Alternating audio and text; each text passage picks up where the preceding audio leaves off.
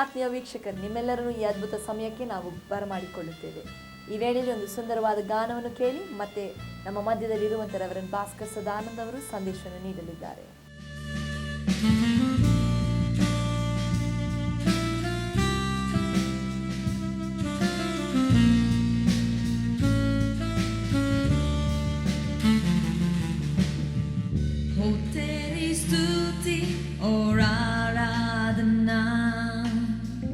करता हूँ मैं तुझसे हे प्रार्थना, महिमा से तेरी तू इस जगह को भर, जो भी तू चाहे तू यहाँ पर कर.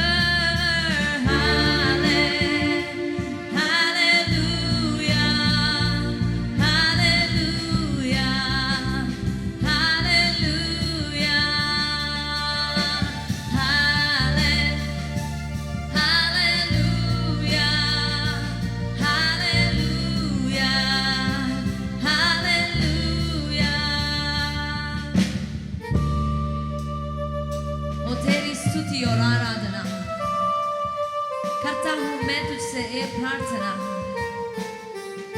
We thank you Jesus, we just want to worship you Lord.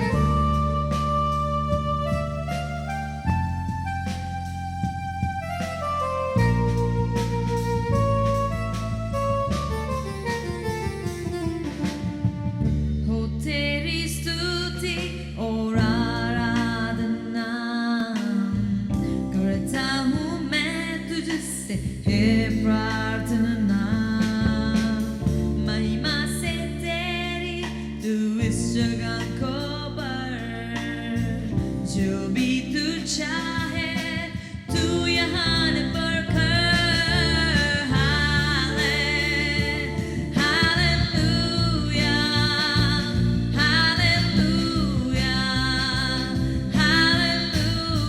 Let's worship the Lord.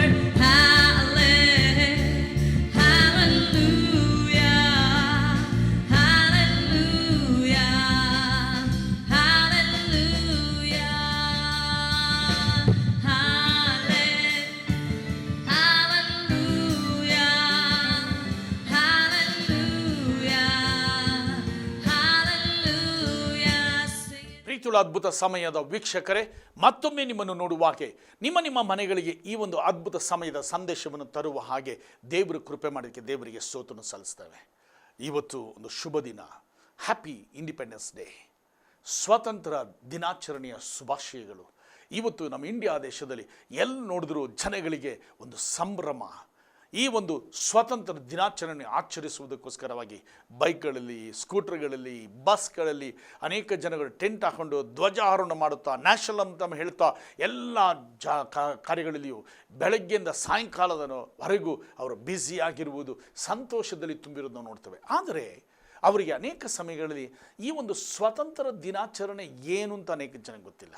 ಯಾರಿಂದ ಬಂತು, ಇದಕ್ಕೆ ಕಾರಣ ಏನು ಅನೇಕ ಜನ ಗೊತ್ತಿಲ್ಲ. ಆದ್ದರಿಂದ ಇವತ್ತು ನಿಮ್ಮೊಂದಿಗೆ ಈ ಸ್ವಾತಂತ್ರ್ಯ ದಿನಾಚರಣೆಯ ಬಗ್ಗೆ, ಇಂಡಿಪೆಂಡೆನ್ಸ್ ಡೇ ಬಗ್ಗೆ ಸ್ವಲ್ಪ ಹಂಚಿಕೊಳ್ಳಲು ನಾನು ಇಷ್ಟಪಡ್ತೇನೆ. ನಮ್ಮ ದೇಶ, ಇಂಡಿಯಾ ದೇಶ, ಸ್ವಾತಂತ್ರ್ಯ ದಿನಾಚರಣೆ 1947ನೇ ಇಸ್ವಿನಲ್ಲಿ ನಮಗೆ ಸ್ವಾತಂತ್ರ್ಯ ಬಂತು. ಸ್ವಾತಂತ್ರ್ಯ ಅಂದರೆ ಏನು? ಇದಕ್ಕೆ ಮುಂಚೆ ಸ್ವಾತಂತ್ರ್ಯ ಇರಲಿಲ್ಲವಾ? ಇತ್ತು.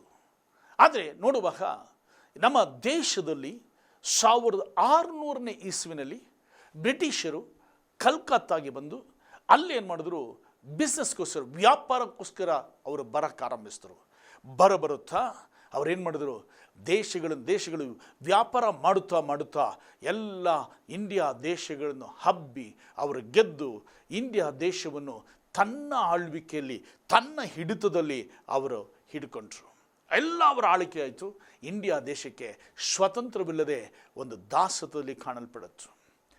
ಆ ಸಮಯದಲ್ಲಿ ಹತ್ತತ್ರ, ಯಾಕೆಂದರೆ 200 ವರ್ಷಗಳು ಅವರ ಆಳ್ವಿಕೆಯಲ್ಲಿ ಕಾಣಲ್ಪಡುವಾಗ ಅವರು ಎಲ್ಲ ಅನೇಕ ಸಂಪತ್ತುಗಳನ್ನು, ಇಂಡಿಯಾ ದೇಶದ ಸಂಪತ್ತುಗಳನ್ನು ಅವರು ತೆಗೆದುಕೊಂಡು ಹೋಗಿ ತನ್ನ ದೇಶಕ್ಕೆ ಹೋದರು. ಚಿನ್ನ, ಬೆಳ್ಳಿ, ಅನೇಕ ಕಾರ್ಯಗಳು, ಸಂಪತ್ತುಗಳನ್ನು ಎಲ್ಲ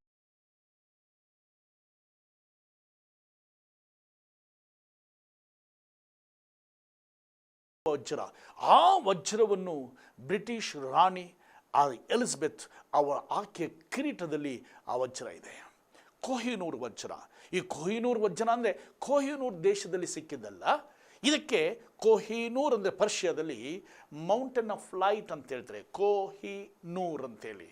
ಆದ್ದರಿಂದ ಕೊಹಿನೂರ್ ಅಂತ ಹೇಳುವ ಈ ಮೌಂಟೇನ್ ಆಫ್ ಲೈಟ್ ಅಂತ ಹೇಳಲ್ಪಡುವ ಈ ವಜ್ರದ ಹೆಸರು. ಪ್ರೀತಿಯುಳ್ಳ ಸಹೋದರ ಸಹೋದರಿಯರೇ, ಇದರ ಬೆಲೆ ಎಷ್ಟು ಅಂತಂದರೆ ನಮ್ಮ ಪ್ರಪಂಚದಲ್ಲಿ ಅರ್ಧ ದಿನದಷ್ಟು ಸಂಪಾದನೆಯನ್ನು ಕೊಟ್ಟರೂ ಸಹ ಆ ವಜ್ರವನ್ನು ತೆಗೆದುಕೊಳ್ಳಲು ಅಷ್ಟು ಬೆಲೆ ಈ ವಜ್ರದ ರೇಟು. ಅಷ್ಟು ವಜ್ರದ ರೇಟನ್ನು ಆ ವಜ್ರವನ್ನು ನಮ್ಮ ದೇಶಕ್ಕೆ ತಿರ್ಗಾ ಕೊಡಿ ಅಂತ ಕೇಳ್ತಾ ಇದ್ದಾರೆ. ನಾನು ಏನು ಹೇಳ್ತೀನಿ ಅಂದರೆ, ಬ್ರಿಟಿಷರು ನಮ್ಮ ದೇಶದಲ್ಲಿ ವ್ಯಾಪಾರಕ್ಕೋಸ್ಕರ ಬಂದು ನೆಲೆಸಿ ನಮ್ಮ ದೇಶದ ಸಂಪತ್ತುಗಳೆಲ್ಲ ಕೊಳ್ಳೆ ಹೊಡೆದು ತನ್ನ ದೇಶಕ್ಕೆ ತಗೊಂಡ್ರು. ಆದರೆ ನಮ್ಮ ದೇಶದಲ್ಲಿರುವ ಜನಗಳು ಅದನ್ನು ಅನುಭವಿಸಲಾಗದೆ ಏನು ಮಾಡಿದ್ರು, ಒಂದು ವೇಳೆ ವಾಕ್ ಸ್ವಾತಂತ್ರ್ಯ ಇಲ್ಲ, ಯಾವುದೇ ಕಾರ್ಯಗಳನ್ನು ಮಾಡಲು ಒಂದು ದೊಡ್ಡ ಸ್ಥಾನಕ್ಕೆ ಹೋಗಲು ಆಗ್ತಾ ಇಲ್ಲ, ಯಾವುದನ್ನು ಆಗ್ತಾ ಇರೋದ ಅವರನ್ನು ತಡೆ ಹಿಡಿದಿದ್ದರು. ಯಾಕೆಂದರೆ ಬೇರೆ ದೇಶದ ಜನ ಬ್ರಿಟಿಷರು ಬಂದು ನಮ್ಮನ್ನು ದಬ್ಬಾಳಿಕೆ ಮಾಡಿ, ನಮ್ಮ ದೇಶದಲ್ಲೇ ನಮ್ಮನ್ನು ದಬ್ಬಾಳಿಕೆ ಮಾಡಿ ನಮ್ಮನ್ನು ಹಿಡಿತದಲ್ಲಿ ಇಟ್ಕೊಂಡು ನಮಗೆ ಯಾವುದೇ ಉನ್ನತಿಗೆ ಬರದೆ ಇಟ್ಕೊಂಡಿದ್ರು. ಆದ್ದರಿಂದ ಆ ಸಮಯಗಳಲ್ಲಿ 1857ನೇ ಇಸ್ವಿನಲ್ಲಿ ಮಹಾತ್ಮ ಗಾಂಧಿ ಮಾತ್ರ ಅವರ ಜೊತೆಗಿರುವ ಅನೇಕ ಗ್ರೂಪ್ಗಳು ಸೇರಿಕೊಂಡು, ಅವರ ಅನುಯಾಯಿಗಳು ಸೇರಿಕೊಂಡು ಅವರು ಹೋರಾಟ ಮಾಡೋಕ್ಕೆ ಶುರು ಮಾಡಿದ್ರು. ಉಪ್ಪಿನ ಸತ್ಯಾಗ್ರಹ, ಅನೇಕ ಸತ್ಯಾಗ್ರಹಗಳನ್ನು ಮಾಡಿ ಅವರು ಬ್ರಿಟಿಷರೇ ನಮ್ಮ ದೇಶವನ್ನು ಬಿಟ್ಟು ತೊಲಗಿ ಎಂದು ಹೇಳುವ ಒಂದು ಶಬ್ದವನ್ನು, ಒಂದು ಹೋರಾಟವನ್ನು ಮಾಡೋಕ್ಕೆ ಶುರು ಮಾಡಿದ್ರು. ಈ ಹೋರಾಟದ ಅಂತ್ಯವೇ 1947ನೇ ಇಸ್ವಿನಲ್ಲಿ ಆಗಸ್ಟ್ 15 ದಿನದಲ್ಲಿ ನಮಗೆ ಸ್ವಾತಂತ್ರ್ಯ ಸಿಕ್ಕಿತು. ಆ ರಾತ್ರಿ 11 ಗಂಟೆಗೆ ನಮಗೆ ಸ್ವಾತಂತ್ರ್ಯ ಸಿಕ್ಕಿತು. ಬ್ರಿಟಿಷರು ನಮ್ಮ ಇಂಡಿಯಾ ದೇಶಕ್ಕೆ ಸ್ವಾತಂತ್ರ್ಯ ಬಿಟ್ಟು ಕೊಟ್ಟು ಅವರು ಈ ದೇಶವನ್ನು ಬಿಟ್ಟು ಸಂತೋಷ, ಎಲ್ಲರಿಗೂ ನಮಗೆ ಸ್ವಾತಂತ್ರ್ಯ ಸಿಕ್ಕಿದ ಸಂತೋಷ, ಅದನ್ನು ಆಚರಿಸ್ತೇವೆ. ಆ ದಿನದಲ್ಲಿ ಮಹಾತ್ಮ ಗಾಂಧಿ ಅವರೇನು ಮಾಡಿದ್ರು ಗೊತ್ತಾ? ಆ ಸ್ವಾತಂತ್ರ್ಯ ಸಿಕ್ಕಿದಾಗ ದೇಶಗಳನ್ನು ಹಂಚುವಾಗ ಪಾಕಿಸ್ತಾನ ವಿಭಜನೆ ಕಾರಣದಲ್ಲಿ ಆವಾಗ ನಾಥಾರಾಮ್ ಗೋಡ್ಸೆ ಅಂತ ಹೇಳುವ ಒಬ್ಬ ಮನುಷ್ಯ ಅದಕ್ಕೆ ಗಾಂಧಿ ತೆಗೆದುಕೊಳ್ಳುವ ನಿಲುವುಗಳಿಗೆ ವಿರೋಧವಾಗಿದೆ ಅಂತ ಹೇಳಿ ಆವಾಗ ಆತನ್ನು ಶೂಟ್ ಮಾಡಿ, ಜೊತೆಗಿದ್ದವನೇ ಆತನು ಹೋರಾಟದಲ್ಲಿದ್ದ ಒಬ್ಬ ಮನುಷ್ಯ ಆತನ್ನು ಶೂಟ್ ಮಾಡಿ ಆತನ್ನು ಸಾಯಿಸಿಬಿಟ್ಟ. ಆದ್ದರಿಂದ ಗಾಂಧೀಜಿಯನ್ನು ಇವತ್ತು ಸ್ವಾತಂತ್ರ್ಯಕ್ಕೋಸ್ಕರವಾಗಿ ತನ್ನ ಜೀವನ ತ್ಯಾಗ ಮಾಡಿದ್ದಾರೆ ಅಂತ ಹೇಳಿ ಆತನಿಗೆ ಮಹಾತ್ಮ ಅಂತ ಕರೀತಾರೆ. ಈ ಇಂಡಿಪೆಂಡೆನ್ಸ್ ಡೇದಲ್ಲಿ ಎಲ್ಲ ಜಾಗದಲ್ಲಿಯೂ, ಕೋರ್ಟಲ್ಲಿ ಸಹ ಎಲ್ಲ ಜಾಗದಲ್ಲಿಯೂ ಮಹಾತ್ಮ ಗಾಂಧಿ ಫೋಟೋವನ್ನು ಇಟ್ಟು ಆತನು ಗೌರವಿಸೋದು ನೋಡ್ತೇವೆ. ಯಾಕೆ? ತನ್ನ ದೇಶದ ಸ್ವಾತಂತ್ರ್ಯಕ್ಕೆ ತನ್ನ ಜೀವನ ತ್ಯಾಗ ಮಾಡಿದ್ದಾರೆ ಅಂತ ಹೇಳಿ. ಪ್ರಿಯರೇ, ಆದರೆ ಒಂದು ಕಾರ್ಯಗಳನ್ನು ನಾನು ಹೇಳಕ್ಕೆ ಇಷ್ಟಪಡ್ತೀನಿ. ನಮಗೆ ಸ್ವಾತಂತ್ರ್ಯ ಬಂತು, ಆದರೆ ನಮ್ಮ ದೇಶ ಚೆನ್ನಾಗಿ ಜನಗಳು ಸ್ವತಂತ್ರವಾಗಿದ್ದಾರಾ? ಇಲ್ಲ, ನಮ್ಮ ದೇಶ ಸ್ವತಂತ್ರವನ್ನು ದಿನಾಚರಣೆ ಕೊಂಡಾಡುವ ಜನಗಳು ಇವತ್ತು ಆಶೀರ್ವಾದವಾಗಿದ್ದಾರಾ? ಏನೋ ನ್ಯಾಷನಲ್ ಅಂತ ಆಡೋದು, ಒಂದು ಬಾವುಟ ಆರಿಸ್ಬಿಡೋದು, ಒಂದು ವೇಳೆ ಸಂಭ್ರಮಾಚರಣೆ ಕೊಂಡಾಡುವುದು ಒಳ್ಳೆಯದು, ಕೊಂಡಾಡುವುದು ನಮ್ಮ ಕರ್ತವ್ಯ. ಆದರೆ ನಮ್ಮ ಜೀವಿತದಲ್ಲಿ ಆಶೀರ್ವಾದ ಕಾಣಲ್ಪಡ್ತಾ ಇಲ್ಲ. ನಮ್ಮ ದೇಶ ಇನ್ನು ಬಡ ದೇಶವಾಗಿದೆ. ಕಾರಣ ಯಾಕೆ? ಯಾಕೆಂದರೆ ನಮಗೆ ಬಂದ ಶತ್ರು, ನಮ್ಮ ದೇಶದ ಸಂಪತ್ತನ್ನು ಕೊಳ್ಳೆ ಹೊಡೆಯುವುದಕ್ಕೆ ಬಂದ ಶತ್ರು ಬ್ರಿಟಿಷ್. ಆದರೆ ಇವತ್ತು ನಮ್ಮ ಜೀವಿತದಲ್ಲಿ ಕಾಣಲ್ಪಡುವ ಆಶೀರ್ವಾದವನ್ನು ಕೊಳ್ಳೆ ಹೊಡೆಯುವುದಕ್ಕೆ ಇನ್ನೊಬ್ಬ ಶತ್ರು ಉಂಟು. ಆ ಶತ್ರು ನೀವು ಅರ್ಥ ಮಾಡಿಕೊಳ್ಳಿಲ್ಲ, ಆ ಶತ್ರು ಗೊತ್ತಾಗಲಿಲ್ಲ. ಯಾರು ಅಂದರೆ, ನಮಗೆ ಕೊಡಲ್ಪಡ ಆಶೀರ್ವಾದಗಳನ್ನೆಲ್ಲ ಆತನು ತೆಗೆದುಕೊಂಡು ಹೋಗಿ ನಮ್ಮನ್ನು ಇನ್ನ ದರಿದ್ರದಲ್ಲಿ, ನಮ್ಮನ್ನು ಇನ್ನ ಬಡತನದಲ್ಲಿ ನಮ್ಮನ್ನು ನಿಲ್ಲಿಸುವ ಶತ್ರು. ಎರಡನೇ ಶತ್ರು ಒಬ್ಬನ್ನು ನೀವು ಪರಿಚಯ ಮಾಡಿಕೊಡ್ತಾನೆ. ಆತ ನಿಮಗೆ ಗೊತ್ತು ಯಾರು ಅಂದರೆ, ಆತನೇ ಸೈತಾನನು. ಸೈತಾನ ಏನು ಮಾಡಿದ್ದಾನೆ ಅಂದರೆ, ಮೊದಲನೇ ಶತ್ರು ಬ್ರಿಟಿಷನು ನಾವು ಕಳಿಸ್ಬಿಟ್ಟು ಹೋರಾಡಿ. ಆದರೆ ಎರಡನೇ ಒಂದು ಕಾರ್ಯಗಳ ಶತ್ರು ಅಂದರೆ ನಮ್ಮ ಜೀವಿತದಲ್ಲಿ ಒಂದು ಸೈತಾನ. ಆ ಸೈತಾನ ಏನು ಮಾಡಿದ್ದಾನೆ?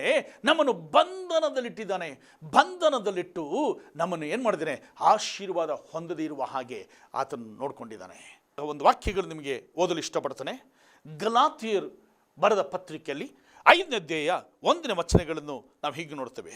ಕ್ರಿಸ್ತನು ನಮ್ಮನ್ನು ಸ್ವಾತಂತ್ರ್ಯ ಇರಿಸಬೇಕೆಂದು ನಮಗೆ ಬಿಡುಗಡೆ ಮಾಡಿದನು, ಅದರಲ್ಲಿ ಸ್ಥಿರವಾಗಿ ನಿಲ್ಲಿರಿ, ದಾಸತ್ವದ ನೊಗದಲ್ಲಿ ತಿರುಗಿ ಸಿಕ್ಕಿಕೊಳ್ಳಬೇಡಿರಿ. ಅದೇ 5ನೇ ಅಧ್ಯಾಯ ಗಲಾತಿಯರು ಬರೆದ ಪತ್ರಿಕೆಯಲ್ಲಿ 5ನೇ ಅಧ್ಯಾಯ 13ನೇ ವಚನಗಳಲ್ಲಿ 14ರಲ್ಲಿ ದೇವರು ಹೇಳುವ ಕಾರ್ಯಗಳು. ಸಹೋದರರೇ, ನೀವು ಸ್ವಾತಂತ್ರ್ಯವಾಗಿರಬೇಕೆಂದು ದೇವರು ನಿಮ್ಮನ್ನು ಕರೆದನು. ಆದರೆ ನಿಮಗಿರುವ ಸ್ವಾತಂತ್ರ್ಯವನ್ನು ಶರೀರಾಧೀನ ಸ್ವಭಾವಕ್ಕೆ ಆಸ್ಪದವಾಗಿ ಬಳಸದೆ ಪ್ರೀತಿಯಿಂದ ಒಬ್ಬರಿಗೊಬ್ಬರು ಸೇವೆ ಮಾಡಿರಿ. ಇಲ್ಲಿ ನಾವು ನೋಡುವುದು, ನಮ್ಮನ್ನು ಸ್ವಾತಂತ್ರ್ಯಕ್ಕೆ ಕರೆದನು. ಮೊದಲನೇ ಸ್ವಾತಂತ್ರ್ಯ ಬ್ರಿಟಿಷರಿಂದ ಸ್ವಾತಂತ್ರ್ಯ ಸಿಕ್ತು, ಗಾಂಧೀಜಿಯಲ್ಲಿ ಹತ್ಯೆ ಆದರು. ಆದರೆ ಇಲ್ಲಿ ಎರಡನೇ ಒಂದು ಸ್ವಾತಂತ್ರ್ಯ ಅಂದರೆ ನಮ್ಮ ಜೀವಿತದಲ್ಲಿ ಒಂದು ಸ್ವಾತಂತ್ರ್ಯ, ಒಂದು ಆತ್ಮಿಕವಾದ ಒಂದು ಸ್ವಾತಂತ್ರ್ಯ ನಾವು ಕಳೆದುಕೊಂಡಿದ್ದೇವೆ. ಶೈತಾನು ಬಂದು ನಮ್ಮನ್ನು ದಾಸತ್ವದಲ್ಲಿಟ್ಟಿದ್ದಾನೆ. ಏನು ದಾಸತ್ವದಲ್ಲಿಟ್ಟಿದ್ದಾನೆ? ಏನು ಕಾವಲೆ ಹೊಡಿತಾ ಇದ್ದಾನೆ ಅಂತಂದರೆ, ನಮಗೆ ಅನೇಕ ಸಮಯಗಳಲ್ಲಿ ನಾವು ಪಾಪ ಮಾಡ್ತೇವೆ. ಪಾಪ ಅಂತಂದರೆ ಒಂದು ವೇಳೆ ಕುಡಿ ಇರಬಹುದು, ಒಂದು ವೇಳೆ ಸಿಗರೇಟ್ ಇರಬಹುದು, ಒಂದು ವೇಳೆ ವ್ಯಭಿಚಾರಗಳಿರಬಹುದು, ಇನ್ನೊಬ್ಬರ ಹೆಂಡತಿಯನ್ನು ಇಟ್ಕೊಂಡಿರಬಹುದು, ಒಂದು ವೇಳೆ ಡ್ರಗ್ ಅಡಿಕ್ಟ್ ಇರಬಹುದು, ಒಂದು ವೇಳೆ ಕೆಟ್ಟ ಫಿಲಿಮ್ಗಳು ನೋಡಬಹುದು. ಯಾವುದೋ ಒಂದು ಕಾರ್ಯಗಳು, ಎಲ್ಲೋ ಒಂದು ಕಾರ್ಯಗಳಿಂದ ದಾಸತ್ವದಿಂದ ಕಾಣಲ್ಪಡುವಾಗ ಏನಾಗ್ತದೆ ಅಂತಂದರೆ ಅವನು ಹಿಡಿತದಲ್ಲಿಟ್ಟರೆ. ತುಂಬ ಜನ ಹೇಳೋದು ಒಂದು ಕಾರ್ಯಗಳು. ಯಾಕೆಂದರೆ ನಾನು 12 ವರ್ಷ ಸಿಗರೇಟ್ ಕುಡಿತಾ ಇದ್ದೆ. ಸಿಗರೇಟ್ ಕುಡಿಯುವಾಗ ಸಿಗರೇಟು ಮಾತ್ರ ಆ ಕುಡಿಲಿಲ್ಲ ಅಂತಂದರೆ ಏನೋ ಒಂಥರ ಜಿಗುಪ್ಸೆ ಆಗೋದು. ನಮಗೆ ನಾಷ್ಟ ಇಲ್ಲದಿದ್ರೂ ಪರವಾಗಿಲ್ಲ, ಸಿಗರೇಟ್ ಬೇಕು. ನಾನು ಹೇಳೋದಂದರೆ ತುಂಬ ಜನಕ್ಕೆ ಕುಡಿ ಇಲ್ಲದಿದ್ರೂ ಪರವಾಗಿಲ್ಲ. ಕುಡಿದವರು ಏನು ಮಾಡ್ತಾರೆ ಗೊತ್ತಾ, ಬೆಳಗ್ಗೆ 5 ಗಂಟೆ ಹೋಗಿ ಆ ಅಂಗಡಿಯನ್ನು ತಟ್ಟೆಬ್ಬಿಸ್ತಾರೆ. ಅವನೇ ಎದ್ದಿರಲ್ಲ, ಇವನು ತಟ್ಟೆಬ್ಬಿಸ್ತಾರೆ. ಯಾಕೆಂದರೆ ಅವತ್ತು ಕುಡಿ ಹೋದರೆ ನರ ಎಲ್ಲ ಆಡ್ತದೆ, ಮೈಯೆಲ್ಲ ಒಂಥರ ಇರ್ತದೆ. ಯಾಕೆಂದರೆ ದಾಸತ್ವದಲ್ಲಿ ಅವ್ರು ಏನು ಮಾಡ್ತಾರೆ, ಚೆನ್ನಾಗಿ ದುಡಿದು ಸಂಪಾದಿಸೋ ಎಲ್ಲ ಕಳ್ಕೊಂಡಿರ್ತಾರೆ. ಮಾತ್ರವಲ್ಲ, ಇವತ್ತು ಕುಡಿ ಅಭ್ಯಾಸದ ಕೆಲಸಕ್ಕೆ ಹೋಗಲ್ಲ, ಮನೆಯಲ್ಲಿ ದರಿದ್ರ. ಹೆಂಡತಿ ಪಾಪ ಗಂಡ ಕೆಲಸ ಮಾಡಿ ಮಕ್ಕಳನ್ನ ಸಾಕಬೇಕು, ಹೆಂಡತಿನ ಸಾಕಬೇಕು. ಇವತ್ತು ಅವನ ಕುಡಿ ಅಭ್ಯಾಸದಿಂದ, ಅವನ ವಿಚಾರಗಳಿಂದ ತಾನೆಲ್ಲ ಕಳ್ಕೊಂಡು ಹೆಂಡತಿ ಕೆಲಸಕ್ಕೆ ಹೋಗ್ತಾಳೆ. ಅನೇಕ ಸಮಯ ತಾಳಿಯನ್ನು ಮಾರಿ ಅಡಮಾನ ಇಟ್ಟು ಏನು ಮಾಡ್ತಾರೆ ಗೊತ್ತಾ, ಅವರು ಕುಡಿತಾರೆ. ಮನೇಲಿ ಹೋರಾಟ, ಸಮಾಧಾನ ಇಲ್ಲ, ದರಿದ್ರ.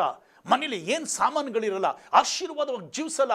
ಯಾಕೆಂದರೆ ಶೈತಾನ ನಿನ್ನ ಬಂಧನದಲ್ಲಿಟ್ಟಿದ್ದಾನೆ, ದಾಸತ್ವದಲ್ಲಿಟ್ಟಿದ್ದಾನೆ. ಅವನು ಹೇಳುವಾಗ ನೀನು ಕೇಳಬೇಕಾಗಿದೆ. ಅದರಿಂದ ಒಂದು ಬಿಡುಗಡೆ ಇಲ್ಲದೆ ನಮಗಿದೆ.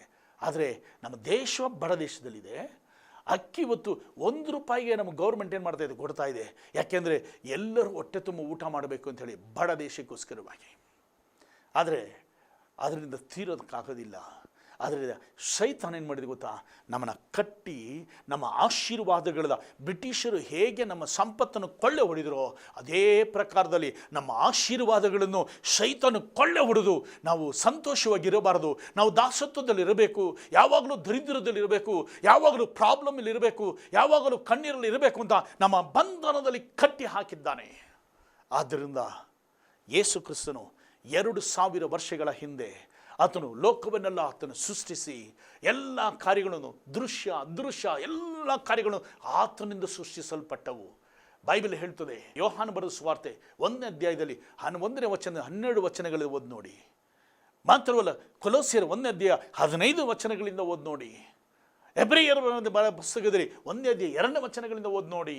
ಯೇಸು ಕ್ರಿಸ್ತನು ಸಕಲವನ್ನು ಸೃಷ್ಟಿಸಿದಾತನು, ಎಲ್ಲವನ್ನು ಸೃಷ್ಟಿಸಿ 2000 ವರ್ಷಗಳ ಹಿಂದೆ ಆತನು ನರವತಾರವಾಗಿ ಬಂದು ಆತನು ನಮ್ಮ ಪ್ರಪಂಚದಲ್ಲಿ ಆತನು ಜನಿಸಿದನು.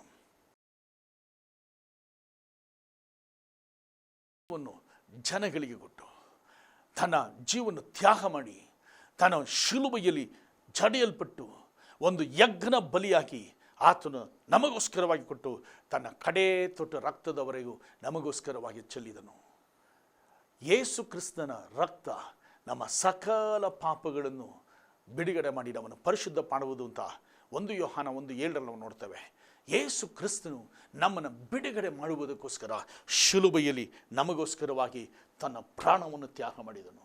ಶೈತಾನನ ತಲೆಯನ್ನು ಜಜ್ಜುವುದಕ್ಕೋಸ್ಕರವಾಗಿ, ಅವನ ನಮ್ಮನ್ನು ಬಿಡುಗಡೆ ಮಾಡುವುದಕ್ಕೋಸ್ಕರವಾಗಿ, ನಮಗೆ ಸ್ವತಂತ್ರ ಕೊಡುವುದಕ್ಕೋಸ್ಕರವಾಗಿ, ದಾಸತ್ವದಿಂದ ನಮ್ಮನ್ನು ಬಿಡುಗಡೆ ಮಾಡುವುದಕ್ಕೋಸ್ಕರವಾಗಿ ಯೇಸು ಕ್ರಿಸ್ತನು ಈ ಲೋಕದಲ್ಲಿ ಆತನು ಜನಿಸಿದನು. ನಮಗೋಸ್ಕರವಾಗಿ ತಾನು ಶಿಲುಬೆಯಲ್ಲಿ ಜಡಿದು ರಕ್ತವನ್ನು ಸುರಿಸಿದನು. ಯಾರೆಲ್ಲ ಆತನು ನಮಗೋಸ್ಕರವಾಗಿ ರಕ್ತವನ್ನು ಸುರಿಸ್ತಾನು ನಂಬ್ತಾರೋ ಅವರಿಗೆಲ್ಲ ಯೇಸು ಕ್ರಿಸ್ತನು ಪಾಪದಿಂದ, ಶಾಪದಿಂದ, ಕಾಯಿಲೆಗಳಿಂದ ಕರ್ತನು ಬಿಡುಗಡೆ ಮಾಡುವನಾಗಿದ್ದಾನೆ. ಕಾರಣ ಶಿಲುಬೆಯಲ್ಲಿ ನಮ್ಮ ಎಲ್ಲ ಕಾರ್ಯಗಳನ್ನು ಹೊತ್ತು ನಮಗೆ ಬಿಡುಗಡೆ ಮಾಡಿದನು. ನಮಗೆ ಸ್ವತಂತ್ರರಾಗಿ ಇರಬೇಕೆಂದು ಹೇಳಿ, ನಾವು ಯಾವುದೆಲ್ಲ ಕಟ್ಟಲ್ಪಟ್ಟಿದ್ದೇವೆ ಎಂದು ಹೇಳಿ ಬೈಬಲ್ ನೋಡುವಾಗ ಎಬೇಸಿಯರು ಬರೆದ ಪತ್ರಿಕೆಯಲ್ಲಿ 2ನೇ ಅಧ್ಯಾಯ 1-3 ನೋಡುವಾಗ ಇಲ್ಲಿ ಹೇಳಲ್ಪಡದೆ, ಆತನು ಅಪರಾಧಗಳ ಮತ್ತು ಪಾಪಗಳ ದೆಸೆಯಿಂದ ಸತ್ತವರಾಗಿದ್ದ ನಿಮ್ಮನ್ನು ಸಹ ಬದುಕಿಸಿದನು. ನೀವು ಪೂರ್ವದಲ್ಲಿ ಅಪರಾಧಗಳ ಪಾಪಗಳನ್ನು ಮಾಡುವರಾಗಿದ್ದು ಇಹಲೋಕಾಚಾರಕ್ಕೆ ಅನುಸಾರವಾಗಿ ನಡೆದುಕೊಂಡಿರಿ. ವಾಯುಮಂಡಲದಲ್ಲಿ ಅಧಿಕಾರ ನಡೆಸುವ ಅಧಿಪತಿಗೆ ಅವರ ನಂಬಲೊಲ್ಲದವರನ್ನು ಅವಿಧೇಯತೆಗೆ ಈಗ ಪ್ರೇರೇಪಿಸುವ ಆತ್ಮನಿಗೆ ಅನುಸಾರವಾಗಿ ನಡೆದುಕೊಂಡಿರಿ. ನಾವೆಲ್ಲ ಪೂರ್ವದಲ್ಲಿ ಅವಿಧೇಯರಾಗಿದ್ದು ಶರೀರಾಭವ ಆಶೆಗಳಿಗೆ ಅಧೀನರಾಗಿ ಶರೀರಕ್ಕೂ ಮನಸ್ಸಿಗೂ ಸಂಬಂಧಪಟ್ಟ ಇಚ್ಛೆಗಳನ್ನು ನೆರವೇರಿಸುತ್ತಾ ನಡೆದು ಮಿಕ್ಕಾದವರಂತೆ ಸ್ವಭಾವ ಸಿದ್ಧವಾಗಿ ದೇವರ ಕೋಪಕ್ಕೆ ಗುರಿಯಾಗಿದ್ದೆವು. ನಾವೇನು ಮಾಡಿದ್ದೇವೆ? ಪ್ರೇರೇಪಿಸುವ ಆತ್ಮಕ್ಕೆ ಸೈತಾನಕ್ಕೆ ಅನುಗುಣವಾಗಿ ಅವಿಧೇಯತ್ವಕ್ಕೆ ಕಾಣಲ್ಪಟ್ಟು ಅವನಿಂದ ನಾವು ಏನು ಮಾಡಿದ್ದೇವೆ? ಎಲ್ಲ ಕಾರ್ಯಗಳನ್ನು ನಾವು ಕಳೆದುಕೊಂಡೆವು. ದೇವರ ಆಶೀರ್ವಾದಗಳನ್ನು ಕಳೆದುಕೊಂಡೆವು. ದೇವರ ಹತ್ತಿರ ಬಾರದವರಿಗೆ ಅವನು ತಡೆದು ನಮ್ಮ ಪಾಪನುಗಳಲ್ಲಿ ನಮಗೆ ಪ್ರೇರೇಪಿಸಿ ಏನು ಪ್ರೀತಿಯುಳ್ಳ ಸಹೋದರ ಸಹೋದರಿ, ಆ ಪಾಪದಿಂದ ಹೊರಗೆ ಬರಬೇಕು ಅಂತ ನಾವೇನೆಲ್ಲ ಮಾಡಿದ್ರೂ ಆಗ್ತಾ ಇರಲಿಲ್ಲ, ಏನೆಲ್ಲ ಕ್ರಯ ಕೊಟ್ಟರು ಆಗ್ತಾ ಇರಲಿಲ್ಲ. ಆದರೆ ಯೇಸು ಕ್ರಿಸ್ತ ನಮಗೋಸ್ಕರವಾಗಿ ಕ್ರಯ ಕೊಟ್ಟು ತನ್ನ ರಕ್ತವನ್ನು ಚೆಲ್ಲಿ ನಮ್ಮನ್ನು ಪಾಪದ ಹಿಡಿತದಿಂದ ಕರ್ತನು ನಮ್ಮನ್ನು ಬಿಡುಗಡೆ ಮಾಡಿದನು. ಯೇಸು ಕ್ರಿಸ್ತನು ಆತನು ಶಿಲುಬೆಯಲ್ಲಿ ಆತನು ಜಡಿಯಲ್ಪಟ್ಟನು, ನಮಗೋಸ್ಕರ ಪ್ರಾಣ ತ್ಯಾಗ ಮಾಡಿದನು. ಕಾರಣ ಏಕೆಂದರೆ ನಾವು ಅನುಭವಿಸಬೇಕಾದ ಆಶೀರ್ವಾದಗಳನ್ನೆಲ್ಲ ಸೈತಾನ ಏನು ಮಾಡಿದ? ಆತನು ಕಳ್ಳನಾಗಿ ತಾನು ಕೊಳ್ಳೆ ಹೊಡೆದು ನಮ್ಮನ್ನು ದರಿದ್ರದಲ್ಲಿ ಇಡಬೇಕೆಂದು ಕಾಣಲ್ಪಟ್ಟ. ಅನೇಕ ಜನಗಳು ನೋಡ್ತಾರೆ. ಒಂದೊಂದು ಸಲ ನಾನು ನೋಡುವಾಗ ಒಂದು ಕುಟುಂಬ ಸಮೀಪದಲ್ಲಿ ಅವ್ರು ಕರ್ಕೊಂಬಂದಿರುವಾಗ ಅವ್ರೇನು ಮಾಡಿದ್ರು? ಪ್ರಾರ್ಥನೆ ಮಾಡುವಾಗ ಅವರ ಶರೀರದ ಒಂದು ದೆವ್ವ ಹೊರಗೆ ಬಂತು. ಹೊರಗೆ ಬರುವಾಗ ಅದು ಕೇಳ್ತು, ಏನು ಹೇಳ್ತಾ ಇದೆ ಅಂದರೆ, ನಾನು ಈ ಕುಟುಂಬನ ಅಳಿಸೋಕ್ಕೋಸ್ಕರವಾಗಿ ನಾನು ಬಂದಿದ್ದೇನೆ. ಆವಾಗ ಅವ್ರ ರಿಲೇಷನಲ್ಲಿ ಒಂದು ಸ್ತ್ರೀ ಏನು ಮಾಡಿದೆ? ಆ ದೆವ್ವ ಇಟ್ಕೊಂಡಿದೆ, ಸತ್ತು ಇಟ್ಕೊಂಡಿದೆ. ಅವ್ರು ಹೇಳ್ತುವುದು ಮಾಟ ಮಂತ್ರ ಮಾಡೋಕ್ಕೋಸ್ಕರ ಪಳಗಿದ್ದ ಸತ್ತ ಆ ಸ್ತ್ರೀ ಈ ಎಮ್ಮನ್ನು ಹಿಡ್ಕೊಂಡು ಭಯಂಕರವಾಗಿ ಕಾಯಿಲೆ ಕೊಟ್ಟಿದೆ. ಶರೀರವೆಲ್ಲ ಕಾಯಿಲೆ ಮಾತ್ರವಲ್ಲ, ಅದು ಹೇಳ್ತಾ ಇದೆ ಇವರ ಗಂಡನನ್ನು ಸಾಯಿಸ್ತೆ. ಮೇಲೆ ಬಂದು ಹೇಳ್ತಾ ಇದೆ, ಈ ಗಂಡನನ್ನು ಸಾಯಿಸ್ದೆ, ಇವರ ತಮ್ಮನನ್ನು ಸಾಯಿಸ್ದೆ, ನಾನೇ ಸಾಯಿಸಿದ್ದು. ಇವಳನ್ನು ಸಾಯಿಸೋಕೆ ಹೋಗ್ತಾನೆ, ಕಾಯಿಲೆ ಕೊಟ್ಟಿದ್ದೀನಿ. ಮಾತ್ರವಲ್ಲ, ಇವ್ರ ಮಗನ್ನು ಸಾಯಿಸೋಕೆ ಹೋಗ್ತಾ ಇದ್ದೀನಿ, ಅನೇಕ ಆಕ್ಸಿಡೆಂಟ್ಗಳು ಮಾಡಿದ್ದೀನಿ. ಮಾತ್ರವಲ್ಲ, ಇವರ ಮಗನಿಗೆ, ಚಿಕ್ಕ ಮಗನಿಗೆ ನನ್ನ ತೋರ್ಪಡಿಸ್ಕೊಡ್ತೀನಿ. ಗಾಡಿಯಲ್ಲಿ ಅವನು ಕೂತಿರುವಾಗ ಕನ್ನಡಿಯಲ್ಲಿ ನೋಡುವಾಗ ಕನ್ನಡಿಯಲ್ಲಿ ಆ ಸ್ತ್ರೀ ಕಾಣ್ತದಂತೆ. ಅವನು ಭಯ ಬಿದ್ದೋಗ್ತಾನೆ, ಕಿವಿಲಿ ಬಂದು ಮಾತಾಡುತ್ತಂತೆ. ಇದೆಲ್ಲ ಹೇಳುವಾಗ ಏನಿಂದ ಈ ಕುಟುಂಬ ನಾಶ ಮಾಡ್ತೀನಿ ಅಂತ. ಅವರ ಕುಟುಂಬದಲ್ಲಿ ಏನೇ ತಗೊಂಡು ಸಹ ಅವರಿಗೆ ಆಶೀರ್ವಾದಕ್ಕಾಗ್ತಾ ಇಲ್ಲ, ಮನೇಲಿ ಊಟ ಇಲ್ಲ, ತಿನ್ನೋಕ್ಕಾಗ್ತಾ ಇಲ್ಲ, ಬರೋ ಸಂಪಾದನೆಗಳೆಲ್ಲ ಕಾಯಿಲೆಗೋಸ್ಕರ ಖರ್ಚು ಮಾಡ್ತಾ ಇದ್ದಾರೆ, ಮನೇಲಿ ಸಾಮಾನುಗಳೆಲ್ಲ ಬರ್ಕತ್ತಾಗಿದ್ದಾರೆ. ಕಾರಣ ಏಕೆಂದರೆ ಯಾವುದೋ ಒಂದು ಸೈತನ ಕ್ರಿಯೆ ಅವರು ಹೇಳ್ಕೊಂಡು ಅವ್ರ ಕುಟುಂಬನೇ ಹಾಳು ಮಾಡ್ತಾ ಇದೆ. ಪ್ರಾರ್ಥನೆ ಮಾಡುವಾಗ ಆ ದೆವ್ವದ ಕ್ರಿಯೆಗಳು ಆಕೆಯನ್ನು ಬಿಟ್ಟು ಹೋಯಿತು. ಈ ಕೇಳ್ತಾಳೀಗ ನಾನು ನೆಮ್ಮದಿಯಾಗಿ ನಾನು ನಿದ್ದೆ ಮಾಡ್ತಾ ಇದ್ದೀನಿ. ನಾವೇನು ಮಾಡ್ತೀವಿ ಗೊತ್ತಾ? ಅನೇಕ ಸಮಯಗಳಲ್ಲಿ ಸೈತಾನ್ ಬರುವಾಗ ನಮಗೆ ಅನೇಕ ಅಭ್ಯಾಸಗಳಲ್ಲಿ ನಮಗೆ ತೆಗೆದುಕೊಂಡು ಹೋಗಿ ನಮ್ಮನ್ನು ಕಟ್ಟಲ್ಪಟ್ಟು ದಾಸತ್ವ ಮಾಡಿ ನಾವು ಅನುಭವಿಸುವ ಆಶೀರ್ವಾದಗಳನ್ನು ಅದನ್ನು ಒಮ್ಮೆ ಅನುಭವಿಸದೇ ಇರುವ ಹಾಗೆ ನಾವು ದರಿದ್ರದಲ್ಲೇ ಇರಬೇಕು, ದಾಸತ್ವದಲ್ಲೇ ಇರಬೇಕು ಅಂತ ನಮ್ಮನ್ನು ಕಟ್ಟಿ ಹಾಕಿ ನಮ್ಮನ್ನು ಆತುರವಾಗಿ ನಡೆಸ್ತಾನೆ. ಹತ್ತರಿಂದ ಪ್ರಿಯರೇ, ಇವತ್ತು ಯೇಸು ಕ್ರಿಸ್ತನು ಏನು ಮಾಡಿದ್ರು ಗೊತ್ತಾ? ಆತನು 2000 ವರ್ಷಗಳ ಹಿಂದೆ ಈ ಲೋಕಕ್ಕೆ ಆತನು ಬರುವಾಗ ಯೋಹಾನ್ ಬರೆದ ಸುವಾರ್ತೆ 1:29 ನಾವು ನೋಡುವಾಗ ಬೈಬಲ್ ಹೇಳ್ತದೆ ಏನಂತ?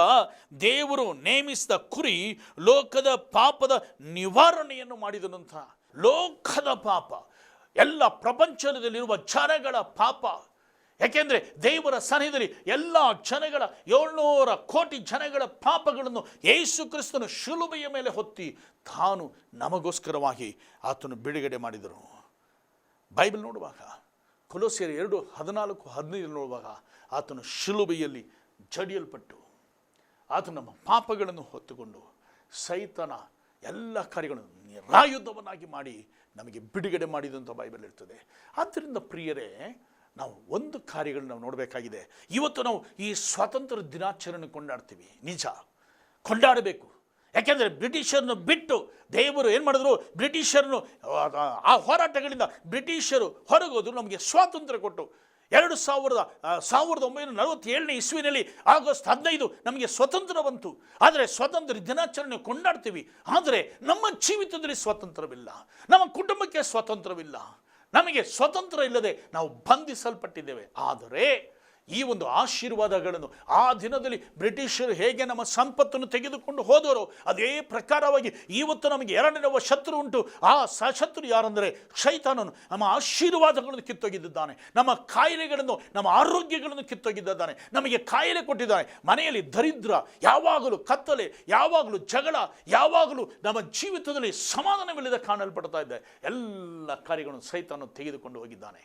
ಆದರೆ ಅನುಭವಿಸಬೇಕಾಗಿದ್ದ ನಾವು, ಬೈಬಲ್ ಹೇಳ್ತದೆ, ನಿನ್ನ ಕೀರ್ತನೆ 128:3 ನೋಡುವ, ನಿನ್ನ ಕೈಯಿನ ಪ್ರಯಾಸವನ್ನು ನೀನು ಅನುಭವಿಸುವಿ ಅಂತ ಬೈಬಲ್ ಹೇಳ್ತದೆ. ನಾವು ಏನು ಸಂಪಾದಿಸುವೋ, ಇವತ್ತು ನಾವು ಸಂಪಾದನೆಯನ್ನು ಎಲ್ಲ ಬೇಡ ಕಾರ್ಯಗಳು, ಬಡ್ಡಿ ಅವರು ಈ ಥರವಾಗಿ ತೆಗೆದುಕೊಂಡು ಹೋಗ್ತಾ ಇದ್ದಾರೆ. ನಾವು ಬಡ್ಡಿ, ಸಾಲ ಈ ಥರವಾಗಿ ನಾವು ಕಾಣಲ್ಪಡ್ತೇವೆ. ಮನೆ ದರಿದ್ರದಲ್ಲಿ ಮುಳುಗಿದೆ, ಶಾಂತಿ ಸಮಾಧಾನ. ಕಾರಣ ಯಾರು ಗೊತ್ತಾ? ಎರಡನೇ ಒಬ್ಬ ಶತ್ರು ಯಾರು ಅಂದರೆ ಸೈತಾನ. ಮೊದಲನೇ ಶತ್ರು ಯಾರು? ನಮ್ಮ ದೇಶದ ಸಂಪತ್ತನ್ನು ಕೊಳ್ಳೆ ಹೊಡೆದದ್ದು ಬ್ರಿಟಿಷವರು. 200 ವರ್ಷಗಳು ಆಳಿದರು. ಹೋರಾಟದಿಂದ, ಮಹಾತ್ಮ ಗಾಂಧಿ ಹೋರಾಟದಿಂದ ಬ್ರಿಟಿಷರು ನಮಗೆ ಬಿಟ್ಟು ಹೋಗಿ ಸ್ವಾತಂತ್ರ್ಯವನ್ನು ಕೊಟ್ಟರು. ಎರಡನೇ ಒಂದು ಕಾರ್ಯಗಳು ನೋಡುವ, ನಾವು ಕುಟುಂಬದಲ್ಲಿ ಸಮಸ್ಯೆಗಳಿಂದ, ಪ್ರಶ್ನೆಗಳಿಂದ ಬಳಲುತ್ತಾ ಇರುವುದು ಎರಡನೇ ಒಂದು ಶತ್ರು ಸೈತಾನ. ಆ ಸೈತಾನನಿಂದ ಬಿಡುಗಡೆ ಮಾಡುವುದಕ್ಕೋಸ್ಕರವಾಗಿ ನಮ್ಮ ಆಶೀರ್ವಾದಗಳನ್ನು ಅವನ ಕದ್ದು, ನಮ್ಮ ಆಶೀರ್ವಾದಗಳನ್ನು ನಾವು ಕಳ್ಕೊಂಡು ಕಾಣಲ್ಪಡುವಾಗ, ಆದರೆ ಒಂದೇ ಒಂದು, ಯೇಸು ಕ್ರಿಸ್ತನು ನಮಗೆ ಬಂದು ಆತನು ತನ್ನ ಜೀವವನ್ನು ಕೊಟ್ಟು ರಕ್ತವನ್ನು ಸುರಿಸಿ ಸೈತಾನನಿಂದ ನಮ್ಮನ್ನು ಬಿಡುಗಡೆ ಮಾಡಿದರು. ಆ ಬಿಡುಗಡೆನ ಯೇಸು ಕ್ರಿಸ್ತನು ನಂಬುವಾಗ, ಆತನ ರಕ್ತವನ್ನು ನಮಗೋಸ್ಕರ, ದೇವರು ಯೇಸು ಕ್ರಿಸ್ತನು ರಕ್ತವನ್ನು ನಮಗೋಸ್ಕರ ಚೆಲ್ಲಿದ್ದಾನೆ ಎಂದು ನಂಬುವಾಗ ನಮ್ಮ ಪಾಪಗಳಿಂದ ಪರಿಹಾರ, ನಮ್ಮ ಕಾಯಿಲೆಗಳಿಂದ ಬಿಡುಗಡೆ, ನಮ್ಮ ಶಾಪಗಳಿಂದ ಬಿಡುಗಡೆ ಆಗಿ ದೇವರ ಸನ್ನಿಧಿಯಲ್ಲಿ ನಾವು ಕಳೆದುಕೊಂಡಿರುವ ಆಶೀರ್ವಾದಗಳನ್ನು ಮತ್ತೊಮ್ಮೆ ಹೊಂದಲು ದೇವರು ನಮಗೆ ಆತನು ಅನುಗುಣ ಮಾಡ್ತಾರೆ. ಕಾರಣ ಸತ್ತು ಹೂಣಲ್ಪಟ್ಟು 3ನೇ ದಿವಸ ಪುನರುತ್ಥಾನವಾದ ಯೇಸು ಕ್ರಿಸ್ತನು ಎಂದಿಗೂ ಆತನ ಜೀವದ ಉಳ್ಳವರಾಗಿದ್ದಾರೆ. ಆ ದಿನದಲ್ಲಿ ಗಾಂಧೀಜಿ ನಮಗೆ ಸ್ವಾತಂತ್ರ್ಯ ಕೊಟ್ಟರು. ಈ ದಿನದಲ್ಲಿ ಯೇಸು ಕ್ರಿಸ್ತನು ನಮಗೆ ಸ್ವಾತಂತ್ರ್ಯ ಕೊಟ್ಟಿದ್ದಾರೆ, ತನ್ನ ರಕ್ತವನ್ನು ಚೆಲ್ಲಿ ಸ್ವಾತಂತ್ರ್ಯ ಕೊಟ್ಟಿದ್ದಾರೆ. ನೀನು ನಂಬುವುದಾದರೆ ನಿನ್ನ ಜೀವಿತದಲ್ಲಿ, ಆತ್ಮಿಕ ಜೀವಿತದಲ್ಲಿ ಕರ್ತನು ಸ್ವತಂತ್ರವಾಗಿ ಜೀವಿಸೋಕ್ಕೋಸ್ಕರವಾಗಿ ದೇವರು ಅನುಗುಣ ಮಾಡುವನು. ಅದರಿಂದ ಬೈಬಲ್ ಹೇಳೋ ಕಾರ್ಯಗಳು ಗಲಾತ್ಯರ 5:1, ನೀನು ಸ್ವತಂತ್ರವಾಗಿರಬೇಕೆಂದು ಕರ್ತನು ನಿನ್ನ ಕರೆದನು. ಮಾತ್ರವಲ್ಲ, ನೀನು ದಾಸತ್ವದ ನೊಗದಲ್ಲಿ